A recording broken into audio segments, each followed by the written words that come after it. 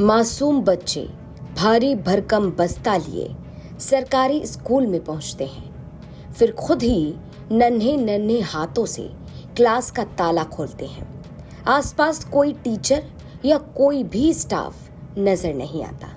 फिर एक एक करके टेबल क्लास के बाहर निकाली जाती है, फिर कुर्सियां भी निकाली जाती हैं और शुरू होता है सफाई अभियान। छोटे छोटे बच्चे हाथों में झाड़ू लेकर स्कूल की सफाई करना शुरू करते हैं।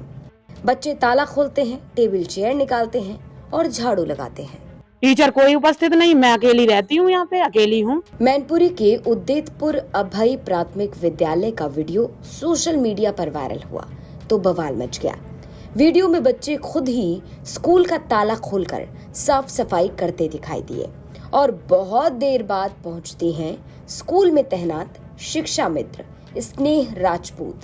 जिन बच्चों के हाथों में किताबें होनी चाहिए, उन हाथों में झाड़ू नजर आई।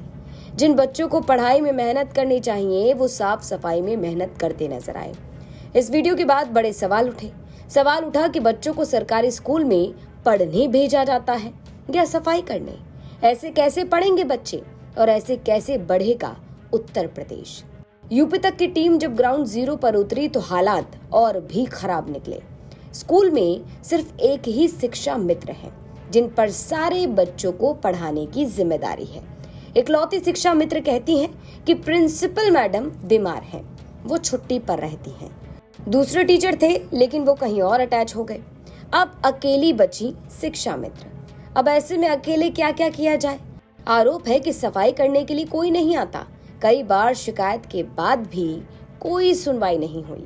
ऐसा है, यहाँ किसी की वैसी तो नियुक्ति है नहीं है कि झाड़ू लगाने वाला कोई स्वीपर आता हो, कोई नहीं आता है। और जब से ये उसमें हुआ है, सभासद जब से हुए तब से कोई झाड़ू लगाने नहीं आता है। और मैं सर सुखावाद से अप डाउन करती हूँ। मैं यहाँ पे अकेली हूँ। प्रधानाध्यापक कैंसर से पीड़ित हैं, इसलिए वो आए दिन छुट्टी पे रहती हैं। अभी प्रेजेंट टाइम वो CCL पे है सर। और दूसरी शिक्षा मित्र हैं, वो उनका विभाग से अटैचमेंट हो गया है प्राथमिक विद्यालय विक्रमपुर पे, इसलिए मैं सुखावाद से आती हूँ। रसोईया घर चाबी दे देती हूँ, जब मैं बोल देती हूँ आप खोल लेना ताला। अब ये बच्चे खोल लेते हैं हम ये आके। जी सर, मैं BSA से भी मिली हूँ कि मेरे यहाँ एक अध्यापक की नियुक्ति करी जाए, या जैसे अटैचमेंट ऊपर से रोक है, अटैचमेंट खत्म है, बिल्कुल होगा ही नहीं किसी का। अब जब अगर उनका अटैचमेंट हुआ है तो यहाँ पे एक अध्यापक का अटैचमेंट बनता है। और मैंने खंड शिक्षा अधिकारी से भी शिकायत की है, लेकिन किसी ने मेरी नहीं सुनी है। मेरे साथ बिल्कुल पूर्णतः अन्याय हो रहा है। कितने बच्चे? मेरे यहाँ सर 26 बच्चे पंजीकृत हैं और 21-22 बच्चे डेली प्रेजेंट आते हैं। अब मैडम रहती हैं लगभग 50 किलोमीटर दूर।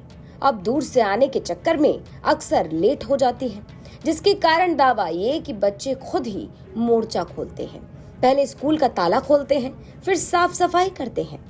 इस मामले पर आपके सवालों को लेकर हम अधिकारी साहब के पास पहुंच गए। और वीडियो में यह प्रदर्शित होता है कि बच्चों ने कमरे का ताला खोला और उस समय आसपास कोई टीचर नहीं दिखाई दे रहा है। इस शिकायत का संज्ञान ले लिया गया है और इसमें बेसिक शिक्षा अधिकारी या अन्य किसी अधिकारी द्वारा जांच कराई जाएगी। और यह पाया गया यदि कि टीचर समय से विद्यालय नहीं आ रहे हैं, जिससे बच्चों के पठन पाठन में असुविधा हो रही है, परेशानी आ रही है, तो टीचर के विरुद्ध समय कार्रवाई की। इन सब की जांच कराई जाएगी कि किन परिस्थितियों में बच्चों ने ताला खोला। उसके बाद सफाई कार्य करते हुए तो अभी वीडियो मैंने नहीं देखा है, लेकिन यदि सफाई कार्य कर रहे हैं तो इसकी भी जांच कराई जाएगी। अब मामले को लेकर DM साहब कहते हैं कि जांच होगी और जांच के बाद कार्रवाई करेंगे। लेकिन सवाल ये कि आखिर ऐसी नौबत आई ही क्यों? अगर प्रिंसिपल मैडम बीमार हैं, बीमारी के चलते स्कूल नहीं आ रही हैं, तो उनकी एब्सेंस में, उनकी अनुपस्थिति में स्कूल की जिम्मेदारी किसकी होगी? अगर सरकारी स्कूल के टीचर कहीं और अटैच कर दिए गए तो किसी दूसरे टीचर को यहाँ नियुक्त क्यों नहीं किया गया? एक शिक्षा मित्र पूरे स्कूल को कैसे चलाएगा? और बच्चों के भविष्य का क्या? सरकारी स्कूल में अगर सफाई कर्मचारी नहीं आ रहे तो सफाई बच्चे क्यों करेंगे? ऐसे तमाम जिम्मेदार अधिकारियों से हमारे यानी यूपी तक के ये कुछ सवाल। पहला सवाल, सरकारी स्कूल में बच्चे सफाई करने आते हैं क्या? दूसरा सवाल, सफाई करके बच्चों का भविष्य कैसे बनेगा? तीसरा सवाल, सिर्फ एक शिक्षा मित्र से स्कूल कैसे चलेगा? चौथा सवाल, जांच के बाद कब तक एक्शन लिया जाएगा? तो तमाम जिम्मेदार अधिकारी साहब सामने आइए और इन सवालों का जवाब दीजिए। पॉइंट ब्लैंक एक ऐसा शो जो आपकी खबरों को लेकर आता है और आपके सवालों को उठाता है।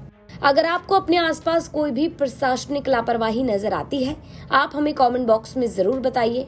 हमारी टीम यानी यूपी तक की टीम आपके द्वारा दी गई जानकारी की पड़ताल करेगी और अगर खबर सही पाई गई तो हम आपकी खबर को लेकर आएंगे और आपके सवालों को अधिकारियों तक पहुंचाएंगे। मैनपुरी से पुष्पेंद्र सिंह की रिपोर्ट, यूपी तक।